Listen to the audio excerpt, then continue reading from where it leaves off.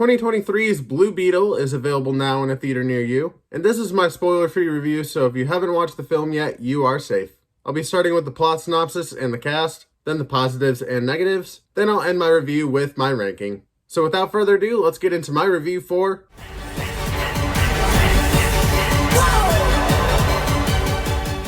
the life of college graduate Jaime Reyes is forever changed when an alien scarab chooses him to be its symbiotic host, bestowing him with a suit of armor that's capable of extraordinary powers, making him the new Blue Beetle. In the cast, starting with Jaime Reyes himself, we have Xolo Maridueña. As Jenny Cord, we have Bruna Marquezine. As Kaji Da, the voice inside the suit, we have Becky G. And as the two main villains, Victoria Cord and Carapax, we have Susan Sarandon. And Raul Max Torillo, probably saying that name wrong, I apologize. But getting into the actors playing Jaime's family, as his sister, Milagro, we have Belissa Escobedo. As his father, Alberto, we have Damien Alcazar. As his mother, Rocio, we have Elpidia Carrillo. As his uncle Rudy, we have George Lopez. And as Nana, we have Adriana Barraza. Getting into the positives, first one is going to be the cast. I obviously have to start with the Blue Beetle himself, Mr. Xolo Maridueña. Xolo is an actor I became familiar with from his role as Miguel Diaz on the show Cobra Kai.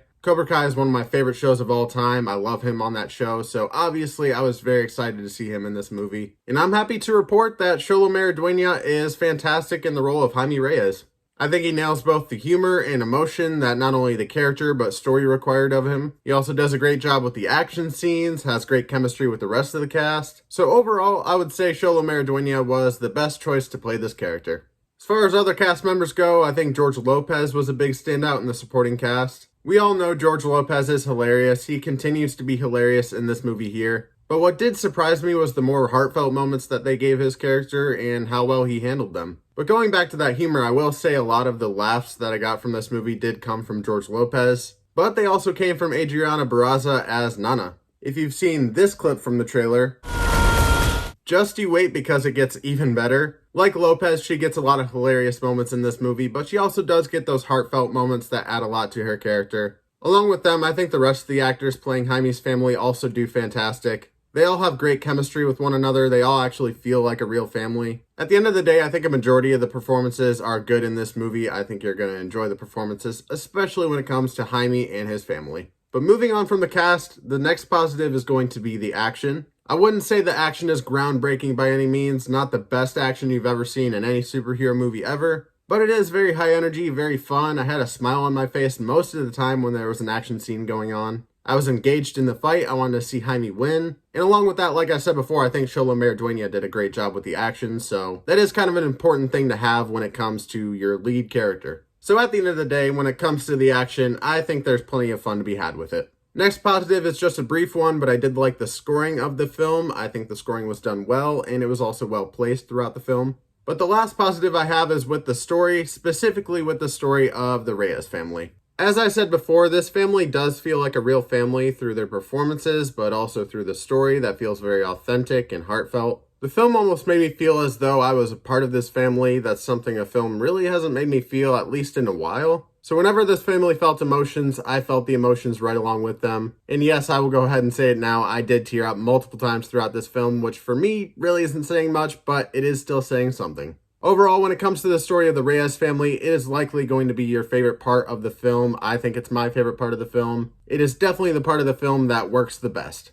But now I'm getting into my negatives. I do have a couple smaller ones and one bigger one. Starting with the bigger one, I did not find these villains compelling whatsoever. Carapax had some character depth to him, but as far as Victoria Cord goes, she's about as one note as a villain can get. And that's kind of the problem with a lot of DC movies. The villains are never really that compelling. They're all usually pretty one note. And that does continue to be the case here. But the one thing I will say is that the movie at least makes you hate these two villains. So if nothing else, you are going to hate them, at least just briefly. But getting into the smaller negatives, first one being the CGI. This film was originally supposed to be made for streaming, and then they decided to make it a theatrical release, so it does kind of have this streaming level CGI. It doesn't look the best in some areas. It kind of looks like a made-for-TV Power Rangers movie. But at the same time, having seen the horrible CGI from The Flash just last month, it is definitely leagues better than that. But the final negative in general, is that this film has a bit of a pacing issue. The first to second act does drag a little bit, but they are setting up the family dynamic and whatnot, so it's not unbearable by any means. But that second to third act does rush to a point where it feels like there's some of the movie missing. Almost feels like there could have been 10 to 15 minutes of the film missing in the middle. And that's a 10 to 15 minutes I really would have liked back because it would have fleshed out some more emotional moments in the middle. But overall, I would say that the film came together by the end. But that's all I have for the positives and negatives, so without further ado, let's get into my ranking. When it comes to my ranking of 2023's Blue Beetle, I'm going to go ahead and give the film a standard ticket. Overall, I think the positives do outweigh the negatives, but it always comes back to that villain problem with DC. They've had a tough time cracking the code on a good villain. I think had the villains been a little more compelling, this movie would have easily been a premium ticket. But those are just my opinions on 2023's Blue Beetle, and I'd love to see yours down in the comments below. Have you seen the film? What did you think? Did you love it? Did you hate it? Are you in the middle? And if you have seen it, please no spoilers down in the comments below because this is a spoiler-free review, and I don't want to spoil anything for the people who haven't seen it yet. Don't think I'm planning on making a spoiler review, so if you do want to talk spoilers with me, head over to my Instagram @TheFilmPunch, and we can talk about spoilers in the DMs there. But for those of you who haven't seen it, are you planning on watching it anytime soon? Are you going to watch it in the theater, at home, or not at all? Really, any comments you have for me, I would love to hear from you. I respond to as much as I can. Oh, and before I head out, I probably should say this real quick. There are 2 scenes after the credits that you might want to stay for. First is more of a tease for the future, and second is more of a joke. But do me a favor and leave a blue thumbs up, become symbiotic with the subscribe button, and ring the bell for the best tacos you've ever had.